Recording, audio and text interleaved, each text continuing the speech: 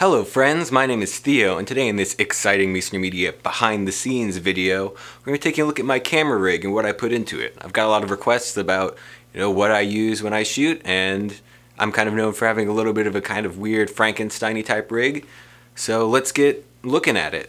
Starting at the front, I've got a Fotka DP3000 matte box, which I've kind of Frankenstein together with old parts from this matte box, which I couldn't find a name of, to mount it on the side of my camera. This way I can get a swinging option and a forward and back option for when I change out lenses and want to be able to have quick access to changing the stuff on my matte box. It's super handy. I would highly recommend matte boxes mounted this way, which is why I, cannibalized these two matte boxes and made them work for my purposes. Next, you can see I've got a Fotka DP3000 follow focus, which is pretty decent. It was pretty cheap. A lot of this stuff was pretty cheap, which is great because no one wants to spend a bunch of money on crap. Just having a follow focus in general is a must-have. It would be the first thing that I would put on a camera rig is a follow focus. This follow focus is great because it's got a quick release mechanism, so I can take it off real easy if I need to switch sides or just feel like throwing it on the ground because I'm mad at something. Either way is good. It's got a nice easy way to make it slide back and forth.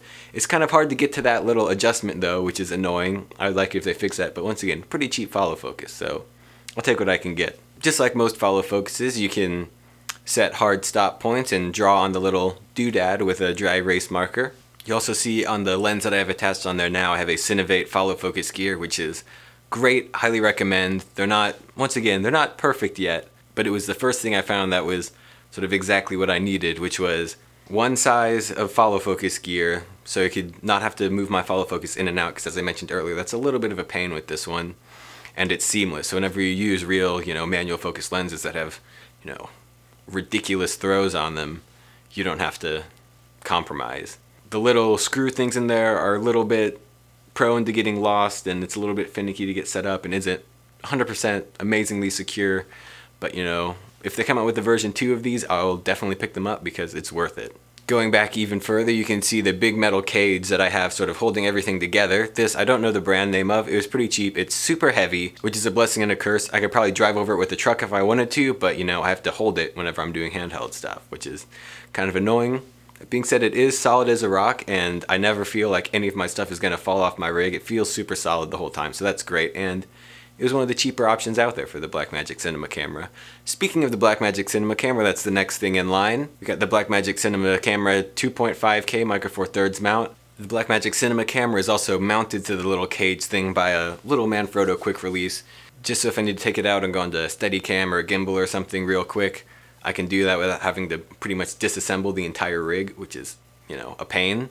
I'll definitely switch eventually to one of those Lampart quick release things, but it's just so hard to justify that expense to myself, even though I've used it and can see how great it is. It's just ridiculous. Coming out from the Blackmagic Cinema camera, you can see I've got some custom-made audio cables that I'm not quite done making. I still got to put one more right angle adapter on there. But I lost the one I was going to put there whenever I moved and just haven't ordered another one. So I've got those coming out, going into a Tascam DR44WL audio recorder, which is great. I don't love it, but it's the best thing out there for the money in my opinion. I was debating a lot between that and the Zoom H5, and the Zoom H5 feels a lot better, but the wireless Wi-Fi thing, so I can change the audio levels without actually having to be near the unit, was what sold me on it, because I do, concert stuff, and I haven't gotten screwed yet. I just love having that extra thing so I can check my levels while I'm with my camera. I can say, oh, this is too high, I can go down. It's also, of course, got that dual level recording, so I can record an extra track 10 dB down.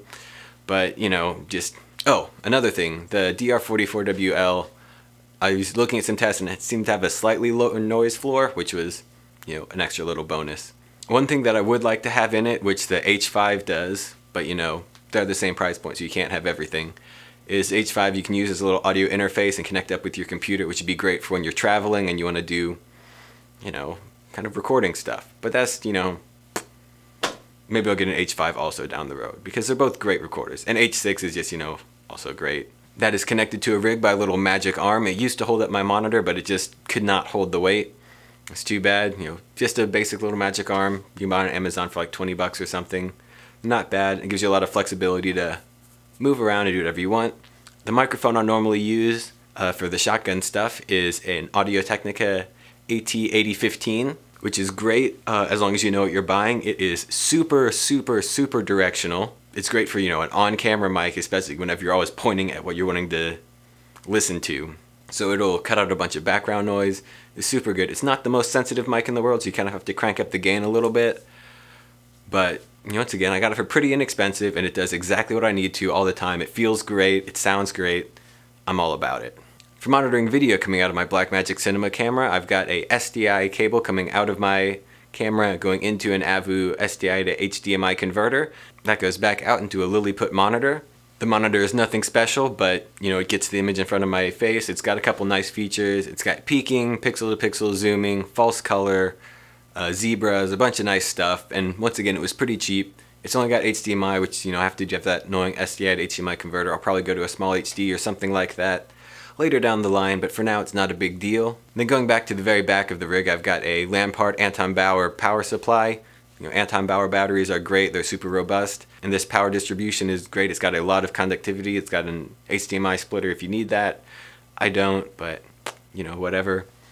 Maybe I will someday. I've got an extra HDMI coming out the back of this monitor, so if I needed 2 extra displays, I could do that, which is great because more monitors is always better. The one thing I would have really liked to see in this power supply is the ability to just turn off power to everything at once instead of having to unplug stuff to keep the battery from draining. I can turn off all the individual components, but there's still little blinky lights on and stuff, and I just really like a hard power off switch. I might open it up someday and just wire one in there because I'm sure that's pretty simple to do, but not today. One thing I forgot to mention when I was talking about my monitor is the great magic arm that I have it hooked up to. It's probably my favorite part of my entire rig, just because I was using that old magic arm that wasn't strong enough to hold it for so long, and it was so annoying, and I got this one. It was only like 50 bucks or something. I wish I would have known about it a long time ago, which is, it's kind of expensive for a magic arm, but in the grand scheme of, an entire rig, it's not that bad. And it just works.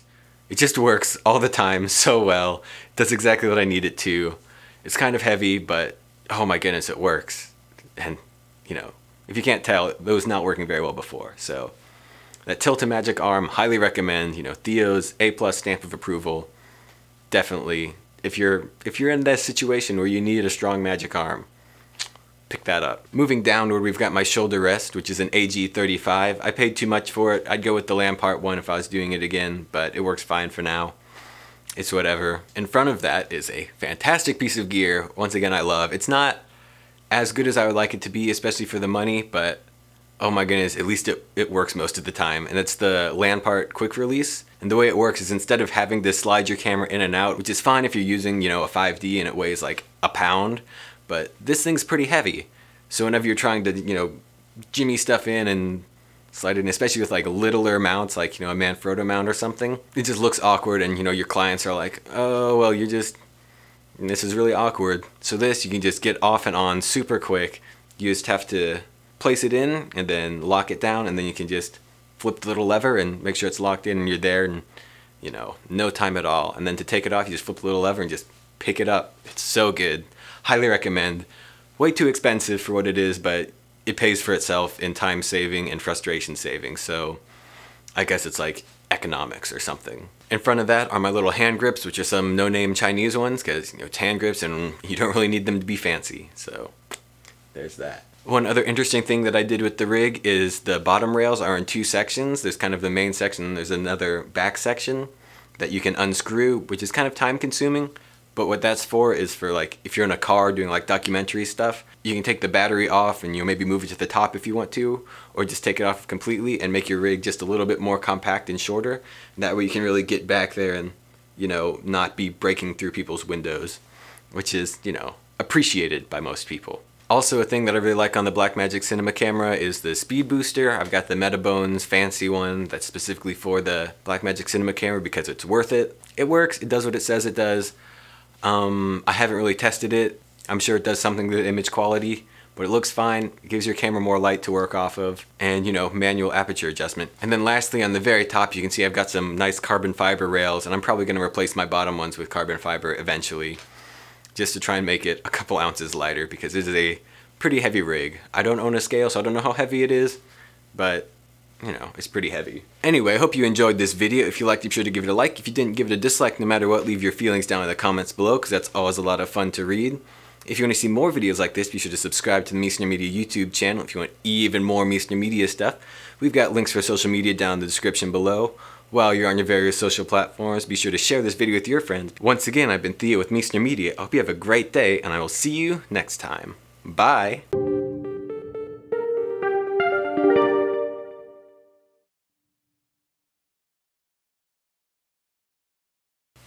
Boop, boop, boop.